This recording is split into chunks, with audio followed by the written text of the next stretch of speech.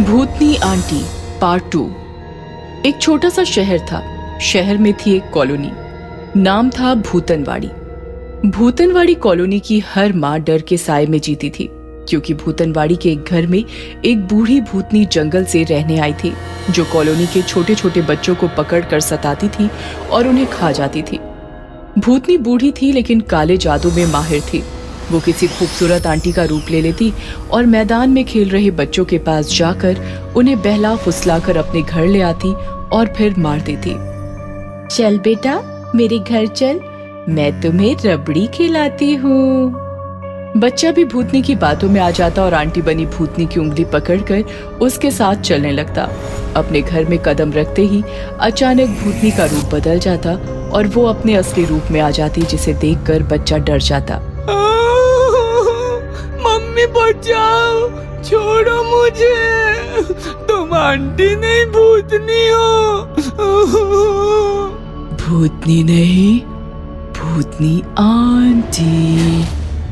खाने आया था रबड़ी, खुद खाना बन जाएगा। भूतनी आंटी को पप्पी दे दे बेटा, और कितना चिल्लाएगा। नहीं, मैं तुम्हें पप्पी नहीं दूंगा, तुम बहुत गंदी हो, छोड़ो मुझे मम्मी। भक भक ना कर, मेरा भोजन बन, चल। इस प्रकार भूतनी की काली करतूतों से कॉलोनी में हाहाकार मच गया। लोगों ने बूढ़ी भूतनी के पास जाकर उसे काफी समझाया, लेकिन वो नहीं मानी। फिर लोगों ने तंत्र मंत्र का सहारा लिया, तांत्रिकों को उसके घर के सामने बिठाया, लेकिन दुष्ट भूतनी ने अपनी शक्तियों से तांत्रिकों को भी भगा दिया और वो अपनी मनमानी करती रही। इस प्रकार कॉलोनी का नाम भूतनवाड़ी पड़ गया। देखिए, अब इस कॉलोनी में रहना है तो बच्चों को लेकर घर में बंद रहो, नहीं तो कॉलोनी छोड़ दो। बस यही दो रास्ते बचे हैं बचने के लिए। बेचारे लोग कॉलोनी छोड़कर जाते भी कहां। उन्होंने अपने घर के दरवाजे सदा के लिए बंद कर दिए और डर के साए में जीने लगे। लोगों की सतर्कता से भूतनी भी परेशान हो गई, क्योंकि अब वो और बूढ़ी हो रही थी और उसे खाना मिलना भी मुश्किल हो गया था। ये क्या, लोगों ने तो दरवाजे बंद कर लिए, अब मैं कैसे जीऊंगी? लगता है अब दोबारा जंगल का रास्ता अपनाना पड़ेगा। तभी भूतनी ने देखा कि एक औरत अपने गोल मटोल बच्चे के साथ आ रही थी। अरे वाह, लगता है कॉलोनी में नए रहने आए हैं। बच्चा भी एकदम गुब्बारे की तरह फूला हुआ है। इधर सारे घरों के दरवाजे बंद देखकर बच्चा परेशान हो गया। मम्मी, बोलो गोलू। एजेंट कह रहा था अच्छी कॉलोनी है, लेकिन यहाँ तो सारे दरवाजे बंद है, कोई बच्चा नजर नहीं आ रहा। अब मैं खेलूंगा किसके साथ? तभी भूतनी रूप बदलकर उनके सामने पहुंच गई। आपका स्वागत है हमारी कॉलोनी में। ठंड की वजह से लोगों ने दरवाजे बंद कर रखे हैं। अरे वाह, आपका बच्चा तो बिल्कुल मेरे मोलू जैसा है। मेरा मोलू अभी अभी मैदान में खेलने गया है। मैदान का नाम सुनते ही गोलू खुश हो गया। थोड़ी देर बातें करने के बाद गोलू और मम्मी वहां से निकल गए और भूतनी खुश हो गई। आज तो पार्टी करूंगी। थोड़ी देर बाद फुटबॉल हाथ में लेकर गोलू मैदान में पहुंचा तो उसने देखा मैदान में उसकी उम्र का बच्चा खेल रहा था। ये देखकर गोलू खुश हो गया। तुम मोलू हो ना? मेरा नाम गोलू है, मेरे साथ खेलेगा? बिल्कुल खेलूंगा। फिर क्या, काफी देर दोनों खेलते रहे और खेलते खेलते थक गए। सारा पसीना निकल गया, प्यास भी लगी है। तो चलो मेरे घर, पानी पी कर आते हैं। तुम्हारा घर पास में ही है ना? तुम्हारी मम्मी मिली थी हमें, चलो चलते हैं। गोलू मोलू के पीछे चलते चलते उसके घर के सामने आ गया तो भूतनी आंटी बनकर खड़ी थी। आओ बेटा। गोलू मोलू के साथ जैसे ही अंदर गया, घर का दरवाजा अचानक बंद हो गया और मोलू भी गायब हो गया। मोलू, कहाँ हो तुम?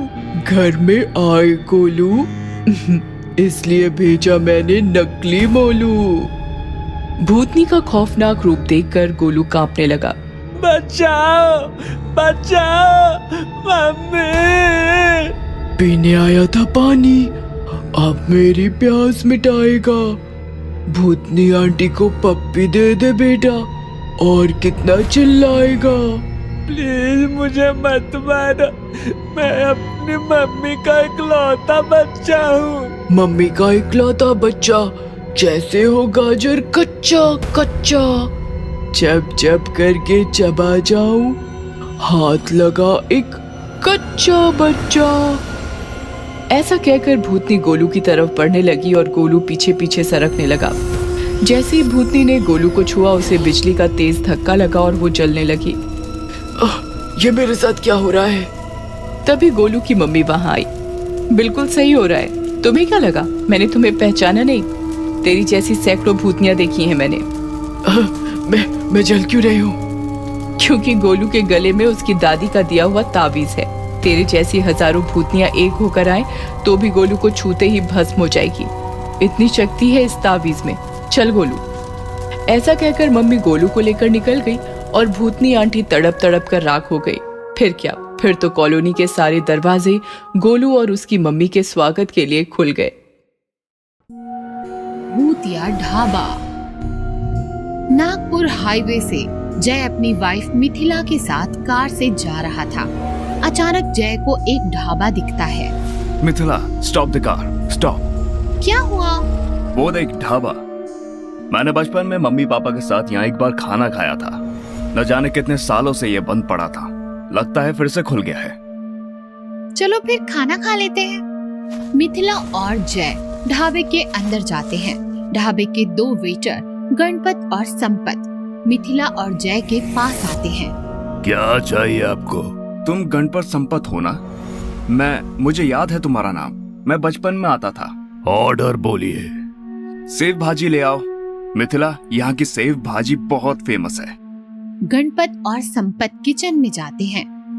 थोड़ी देर बाद किचन से हाथों में स्टील की प्लेट लिए 4 लोग बाहर आते हैं। धोड़ीवा, कस्तूराबाई, गणपत और संपत और मिथिला और जय को घेर लेते हैं।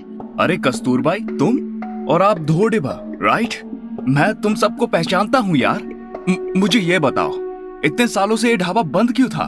तभी चारों प्लेट उठाकर मिथिला और जय को दिखाते हैं और एक साथ पूछते हैं, इसे पहचानते हो?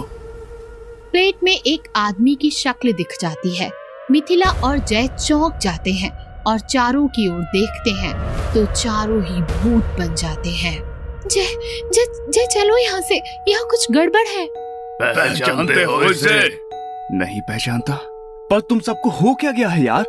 जय चलो, भूत है ये सब। चारों मिथिला और जय को घेर लेते हैं और उनका खून पीने लगते हैं। कुछ देर तक दोनों के चीखने चिल्लाने की आवाज, फिर सन्नाटा हो जाता है। इन्हें ठिकाने लगा दो, कस्टमर आ रहे हैं। ढाबे में जो भी कस्टमर आते उनका यही हाल होता। चारों कस्टमर को घेर लेते, प्लेट दिखाकर एक आदमी का चेहरा दिखाते और फिर उन कस्टमर का खून पीकर उन्हें मार देते थे। कोई भी कस्टमर प्लेट में कैद आदमी को नहीं पहचान पाता और मारा जाता। चारों भूत कस्टमर को मार देते और भूतिया ढाबे का राज कभी ढाबे से बाहर न आता। एक रात की बात है, राघव और शर्वरी हाईवे से नागपुर जा रहे थे। तुम्हारे पापा ने हमें शादी की परमिशन दे दी, वरना मैं तुम्हें भगा कर ले जाता। लेकिन मैं तुम्हारे साथ कभी नहीं भागती। I love my dad। ओहो। राघव, मुझे भूख लगी है। अच्छा बाबा, ढाबे पर रुकते हैं कोई? वो देखो ढाबा, रुको रुको। राघव कार रोकता है। दोनों ढाबे में आते हैं। ब्यूटीफुल, लगता है बहुत पुराना ढाबा है। ऑर्डर बोलिए। जो कुछ भी हो फटाफट ले आओ। गणपत और संपत किचन जाते हैं, फिर चारों हाथों में प्लेट लिए बाहर आते हैं और राघव और शर्वरी को घेर लेते हैं। What is this? इसे पहचानते हो? राघव, ये तो पापा हैं। ये मेरे होने वाले ससुर हैं। उन्हें फौरन यहाँ बुलाओ। हलवा समझा है क्या? नहीं बुलाते क्या कर लोगे? चारों भूत बन जाते हैं। राघव और शर्वरी कांपने लगते हैं। हम बदले की आग में कई सालों से जल रहे हैं, जिंदा रहना है तो बुलाओ इसे। जल्दी फोन कर चल। हेलो पापा कहाँ हैं आप? फौरन हाईवे के ढाबे पर आ जाओ, यहाँ लोग हमें मार देंगे, जल्दी आओ पापा। चारों भूत शर्वरी और राघव को घेर कर बैठ जाते हैं। क्या हुआ? अभी तक नहीं आया तुम्हारा बाप? आधा घंटा हो चुका है। वो निकल गए हैं, बस आते ही होंगे। हमारे पास ज्यादा समय नहीं है, गणपत संपत काम पे लग जाओ। गणपत और संपत उठते हैं और ढाबे में रॉकेल डालने लगते हैं।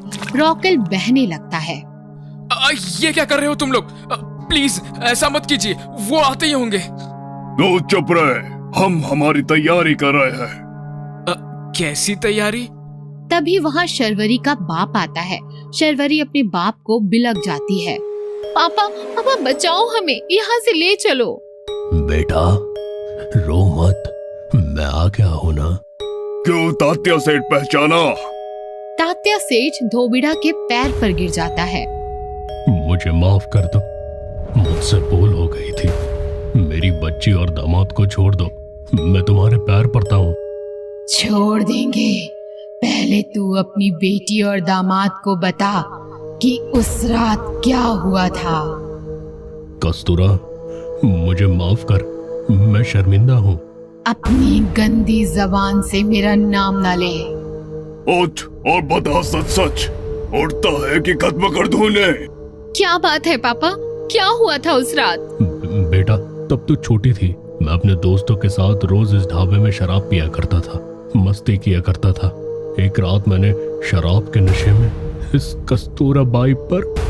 बोलिए पापा, क्या किया था आपने? मैंने कस्तूरा बाई का रेप किया। What?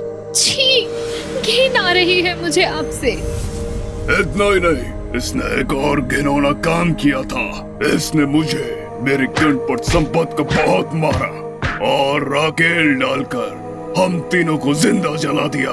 तब से हमारी आत्मा बदले की आग में तड़प रही थी। आज हमारी आत्मा को शांति मिलेगी। तात्या, रॉकेल हमने डाल दिया है, बस तुम्हें आज फिर एक बार आग लगानी है। तेरी बेटी और दामाद को हम कुछ नहीं करेंगे, पर तुझे हम नहीं छोड़ेंगे। ये ले माचिस। प्लीज मैं रिक्वेस्ट कर रहा हूँ। सोच ले, अकेला जाएगा या बेटी और दामाद को एक साथ लेकर जाएगा? ठीक है, मैं तैयार हूँ। बेटा शर्वरी, तुम राघव को लेकर निकलो यहाँ से। पापा, मैं आपको छोड़कर नहीं जाऊंगी। जिद मत करो शर्वरी, मुझे अपने कर्मों की सजा मिल रही है। तू चली जा। राघव बेटा, इसे ले जाओ और इसका ख्याल रखना। जाओ बेटा। चलो शर्वरी, कम। राघव शर्वरी को लेकर कार के पास जाता है। तात्या सेठ माचिस की तीली जलाता है और नीचे फेंकता है। आग भड़क उठती है, ढाबा जल के राख हो जाता है।